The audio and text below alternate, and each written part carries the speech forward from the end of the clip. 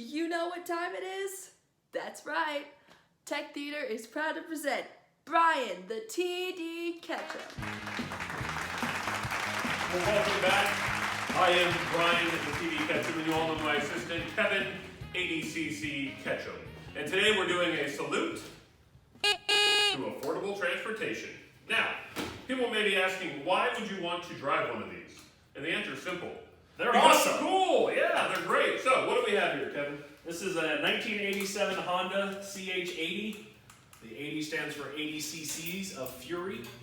And this is a true gem, okay? And what do you think the gas mileage is on this bad boy? Mine's better than yours because mine doesn't leak gas, but I mean, I don't know that I've ever put any fuel in mine, and I go all the time. Yeah, So. we actually have matching mopeds. We're actually starting a biker gang. What's our biker gang name? Well, we're the Mild Hogs. The Mild Hog, that's right. And yeah, so this is a great bike. It has a little tiny fuel cell here, and it pretty much lasts forever. You put a little gas in there, and you can go for probably 300 miles or so. It has top speeds about 45 miles an hour downhill with the wind. In a full tank. Yeah. Of course, he likes to measure his not in miles per hour. I use kilometers an hour. That way I feel like I'm going faster. So, in addition to being able to finding this irresistible, it's just a great way to do anything. It's important to have the right safety gear when you ride one of these hogs. So, walk me through, what kind of safety gear do we need? Alright, well, there's no piece of safety equipment more important when you're riding any kind of a motorcycle, big or small, than a helmet. The main thing with these helmets is it's got to have a DOT certification. Anything that doesn't have a DOT certification is going to be more of a rehearsal costume piece. It's not going to serve any real purpose as a helmet. So bare minimum, it needs to be DOT approved. There are other approval levels you can find, like Snell. It's best to, if you're a serious rider who's riding a lot, you probably want to spend a little more money and invest in a little bit higher quality helmet. Okay. On something that's like this, where it's not the fastest moving vehicle and it's a fairly small vehicle where it's going to be easier for somebody to possibly miss you riding it, some kind of a orange safety vest, neon yellow safety vest, anything that's going to bring attention to somebody, especially at night. If you're riding in a black t-shirt or black shirt and they may not see you, this is going to help bring that attention to that driver's eye, and they're going to see you coming. And of course, you can make it a little fancier by writing the need for speed on the back of it too. Okay. When I ride though, sometimes like during the day I wear my sunglasses, but at night my eyes get real dry when I ride. So what can I do to fix that? So on a bike like this, if this was a full-size motorcycle that had an actual windshield that diverts the wind over your head, you don't necessarily have that issue. But whether you have a windshield or not, it's always a good idea to wear some kind of a safety glass, whether it's clear at night. They make some yellow ones that work well as well, or during the daytime I usually wear my sunglasses too. And that protects you not only from the wind hitting you in the eyes and drying out your eyeballs, but it also protects you from any kind of flying debris, whether it's bugs, a rock from a car in front of you, anything that could be flying in the air at your eyes. You want to protect them at all costs. So safety glasses are fairly inexpensive to buy, and you can get them in different shapes and designs. These ones even have lights on the side. Well, nothing if not fancy. So the other things you're going to want while you're riding, you're going to want to wear long pants. Long pants made of a material like denim, something like that, made out of fire hose. A thicker material, canvas even, would be good. Yoga pants, leggings. While I have seen Mr. Ketchum ride in his yoga pants, it's not pretty. I don't suggest that because you want to put as much of a layer between you and the road as possible. In line with that, with the pants, you're going to want steel-toed boots or at least a closed-toed shoe of some sort, not sandals, not flip-flops, anything like that. Long sleeve shirts are preferable because, again, you're putting that layer between you and harm if something happens.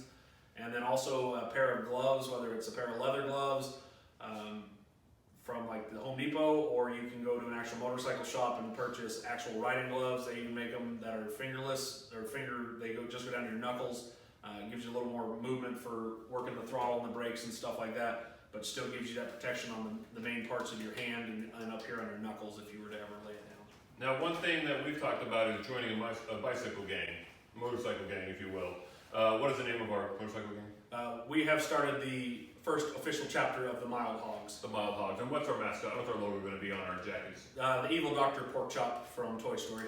So we were gonna get some leather jackets, or maybe some denim, but probably some leather ones so we look a little more hardcore, a little more protection. So with that, we're gonna go to Mr. Helms from Fossil Ridge, and he's gonna tell us how to take care of our leather jackets. That's when I felt for leader of the pack. How's it going, guys? This is Mr. Helms from Fossil Ridge, and today I'd like to talk to you a little bit about leather. Leather has been around for a long time. People have been making clothing, tools, accessories out of it forever, basically. And one of the reasons that that is true is because leather, if you take care of it, can last a really, really long time. And today I'm going to talk a little bit about how to take care of, for example, a leather jacket. Now, before we get too deep into it, I understand that leather and the ethics of leather can be a bit of a problem for some people. Now, I firmly believe that that is something that every person should decide for themselves. So if leather isn't your thing, that's fine. I applaud you. Personally, I've thought about this for a long time, and I understand the animal welfare aspect of leather, which is why I personally would never see the need to purchase a brand new leather jacket like this. This is an authentic vintage leather jacket. I've had it for a long time because I've been taking care of it. I also am aware of the existence of things such as PVC leather or vegan leather. Now, to me, those things are made basically out of plastic, which I consider to be kind of harmful to the environment and can even release toxic chemicals into the environment when they are inevitably thrown away. My goal in this and almost everything I do is to reduce, reuse, recycle, and not have to throw anything away. So I personally believe the best way to do that and accomplish those things is to use leather and to take care of it properly. So if you have ever been a part of a costume crew or you have done any work in the costume industry, you have probably spent a little bit of time with leather. A lot of fabric and textile forms, to be honest, are very difficult to keep nice. You'll hear a lot of costumers talk about not wanting to work with certain fabrics because they tear easily, they stain easily. Leather is a fantastic option because it is very, very sturdy. It holds its shape. It will, like I said, last forever as long as you take care of it. I have definitely been part of more than a couple of productions of Grease, and taking care of leather jackets kind of fell to me because I already knew how to do it. You would be amazed at how much somebody's sweat can damage leather and the zippers of the jacket if it's not properly taken care of. So what we're going to be talking about today is how to care for leather in general, and especially how to take care of it before you put it into storage, because that's where most of the damage to leather happens. For this, you would need whatever leather article you're wanting to take care of, a bottle of your preferred choice of what is called leather conditioner. There's tons of options to choose from. And when we get to the zippers, you're going to want to have some lubricating oil. You can get this at gun stores. You can get this where they sell fishing rods. Wherever, any hardware store, it is available. So first we're going to start by applying the conditioner to the leather jacket. You need to use a lint-free cloth, or one of my favorite things to use, an old sock. So we're going to start by just applying an even layer all over the leather surface. Now you want to be sure you're going to put something down to where you don't make a mess, but this stuff, because it is made for leather, it's not particularly damaging to most things, but it's always good to not leave a mess. So here we go.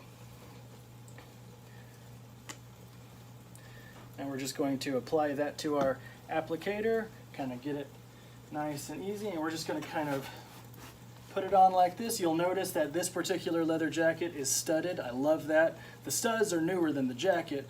I believe the studding was done in the 80s. The jacket is a little bit older than that, but it's okay if the conditioner gets on that. We're just going for a nice even coat all over the jacket.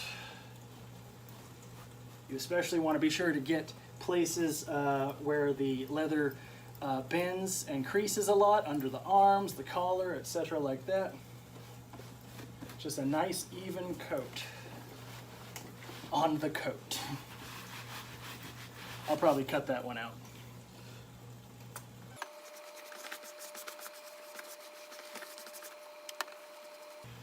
You don't really want to glob it on too much in any one place, but as long as you're spreading it out with your applicator, it's totally fine. Be very liberal with it. It's like lotion, because after all, leather is skin. It was once alive. It is organic, and it needs to be taken care of just like our skin. Another great thing about leather, when it does get thrown away, depending on how it was treated, it is biodegradable, unlike a lot of vegan leather.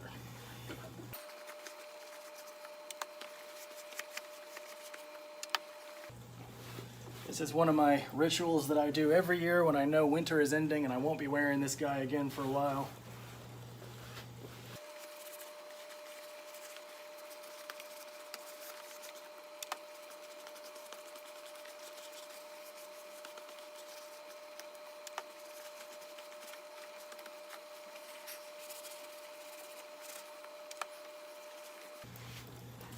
In some places you can already see that the leather is really starting to absorb the conditioner.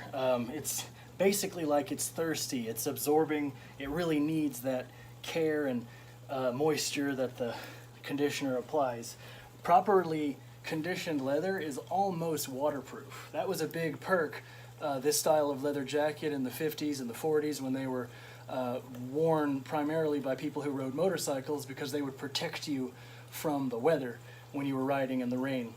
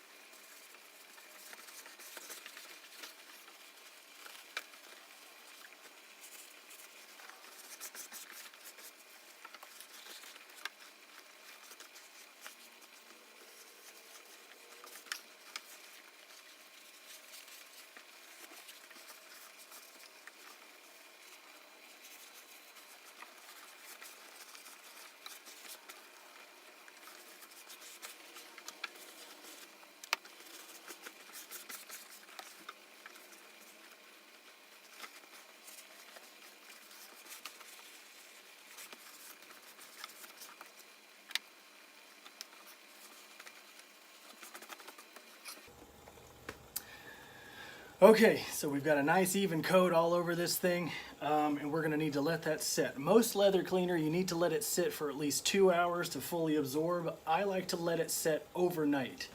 If the leather is particularly in need of conditioning, I might even apply more conditioner after that if it needs it. But this is already softer and more pliable. Now let's get to those zippers. We're going to set our applicator sock aside. Now, this particular style of jacket has a lot of zippers, you'll notice. Now, the goal is to have a zipper glide almost effortlessly like that, okay? The zippers on this coat are actually pretty decent because I've put a lot of effort into taking care of them, but I'm going to go ahead and show you how to do it anyway. Before you store a leather jacket, you should always condition it like we did and lubricate the zippers. Now, the way we're going to lubricate the zippers is we're going to close the zipper, and we're going to take this applicator bottle. We're just going to squeeze it gently and just put a little bit, I don't know if you could see, put a little bit of this oil in the zipper.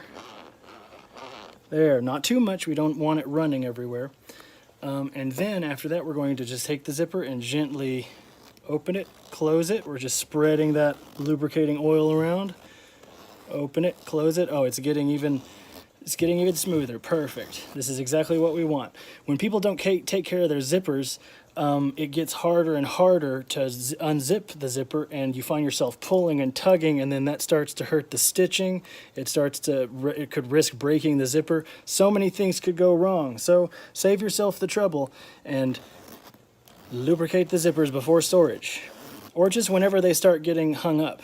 I talked about those times when I worked on a couple of productions of Grease. There was one where people were just dancing so much It was not the Killer ISD production, but the people were dancing so much and they were just sweating constantly. I literally, some of those jackets got put up without being taken care of, and that sweat basically solidified the zippers. It rusted them shut. Those jackets were not the best quality to begin with, but I promise you, if you do these little things early, it will preserve the jacket and you will have it for a long time. And like I was saying earlier, that should be the goal. So there you guys have it. It's just a little tidbit of information that I've picked up during my career that I find particularly useful. You can condition anything that is leather, not suede leather, you don't want to do that, but any like belts, boots, anything, bags. I have a leather satchel that I got at a thrift store, and I condition it all the time because I want it to last. Because, again, speaking personally, I think that is the best goal for me. It's to try to eliminate waste.